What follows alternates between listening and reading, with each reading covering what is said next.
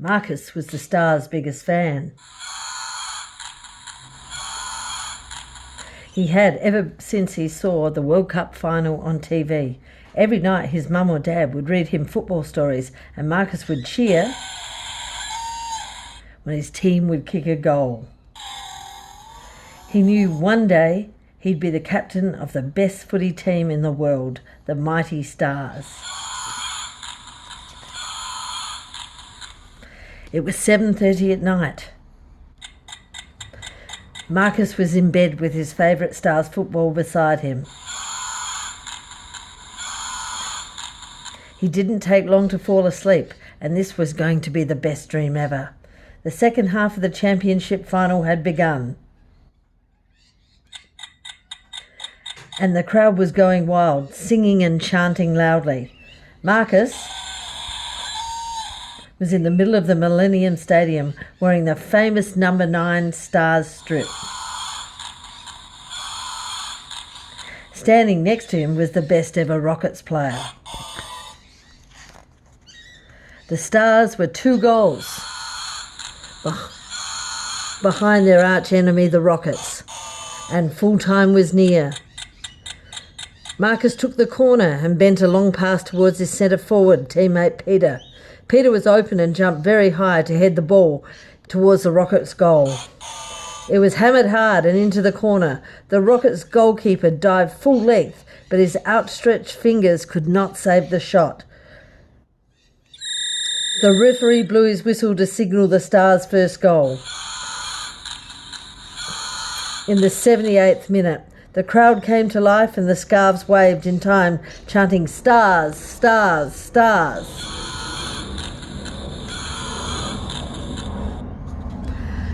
At the restart, the Rockets went straight on the attack. They passed to each other, controlling it skillfully and making each pass look like they had the ball on a string. Great one-touch football. Just as the Rockets winger was about to kick the ball, Marcus ran quickly to tackle him, but the tackle was a little late. The crowd screamed foul as the referee whistled to stop the play. Would it be a booking?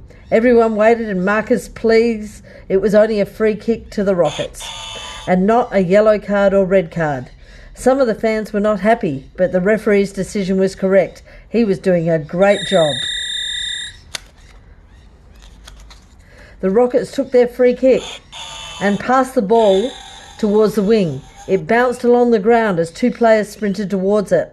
A Rockets player battled Isaac from the Stars. It was Isaac who finally won the ball. Isaac was a great player.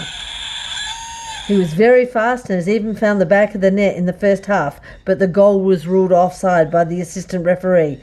The crowd chanted his name, "Isaac, Isaac, Isaac." Marcus knew his team had to score a goal quickly. As 84 minutes had passed and the Stars were still 1 goal behind. Isaac lifted his eyes and kicked the ball dangerously towards the goal. But the Rockets defender cleared the ball over the sideline for a Stars throw-in. The crowd was screaming as the Stars were now very close to goal. The Rockets supporters looked worried and the Stars fans were hoping for an equaliser. The ball was thrown in. Jimmy, a Rockets player, intercepted the ball, the throw-in, to gain the possession of the ball. Jimmy broke away smoothly, dodging and weaving through 3 Star defenders. He blasted a shot at goal, only to see the ball hit the crossbar and then be saved by the Stars goalkeeper. The Stars crowd were very, very happy. It was the dying minutes of the game. The crowd knew the Stars must score again to have any chance. The goalkeeper quickly threw the ball to Marcus. Marcus took possession of the ball. Running very quickly, he moved forward in a great piece of play, turned 2 Rockets midfielders and slipped into open space. Marcus then crossed to his striker. Michael, who volleyed the most magnificent bicycle kick over his head into the back of the net for an equaliser. Michael raced towards his fan and slid to the corner to celebrate with his teammates and the crowd. Scores were now level with only 2 minutes of injury time to go. It was so exciting. The Stars made a quick substitution, number 7 off and a fresh number 14 on. The Rockets took the kick-off to start the game. They kicked the ball towards the wing, but the Stars were quickly closing down their space. Some fans began to whistle, trying to signal the full time to the referee. Only seconds remained. A Rockets player passed the ball into open space on the left-hand side. David, the Stars centre half, read the pass and raced to contest it with his opponent. The referee whistled a foul. Players from both teams held their breath, hoping the ball would be theirs. It was a Stars free kick for holding. Louis kicked it very quickly to a Stars midfielder who waited a perfect pass downfield to Marcus. Marcus sent the ball deep into his attacking area. It came off a Rockets defender and crossed the byline for a Stars corner. Was there enough time? Everyone was nervous and some supporters could hardly bear to watch. There was a lot of pushing going in the box. The referee blew his whistle to settle the players. Whoops, wrong one. Should have been that one. Marcus made front position at the near post as the corner was taken. Jumping to head the ball, a Rockets player fell forward and pushed Marcus very hard in the back. The crowd screamed as the referee whistled and pointed to the spot, awarding a Stars penalty. The game was now late in injury time, and this would be the last chance for the Stars to win. Marcus picked up the ball and placed it on the penalty spot. The goal was now looking smaller and smaller, and the Rockets keeper was looking big and mean. Marcus had to block out the crowd noise and concentrate on his penalty kick. He took a deep breath and moved forward to strike the ball. The Rockets keeper dived to the left, but Marcus had skillfully placed the ball to the top right-hand corner of the goal. It was a perfect shot. The flags waved as the referee blew his whistle 3 times. Injury time was over, and the cup had been won by the mighty Stars.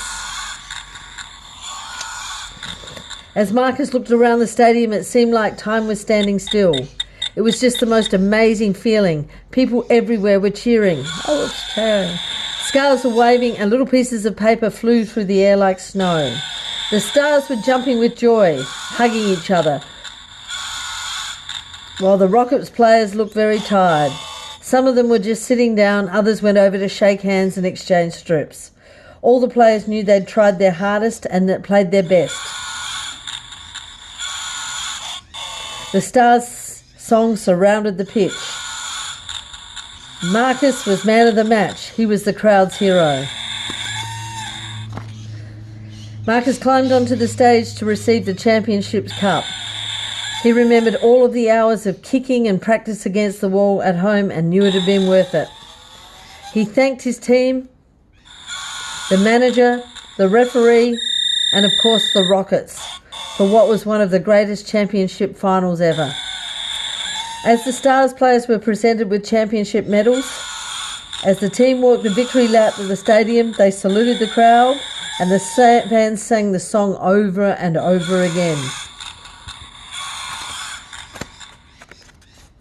Suddenly Marcus woke up to the sound of his favourite song on his radio. He grabbed his Stars kip and football and ran to find his dad. "Come on, Dad," Marcus said. "We've got to go to the park and kick a few goals. I know where I'll be in a few years' time, playing for the mighty Stars and my country." His dad knew Marcus was right. Marcus loves going to bed early to see how he plays in his next game for the mighty Stars. Whoops. So go to sleep and dream about your favourite team and the greatest game in the world.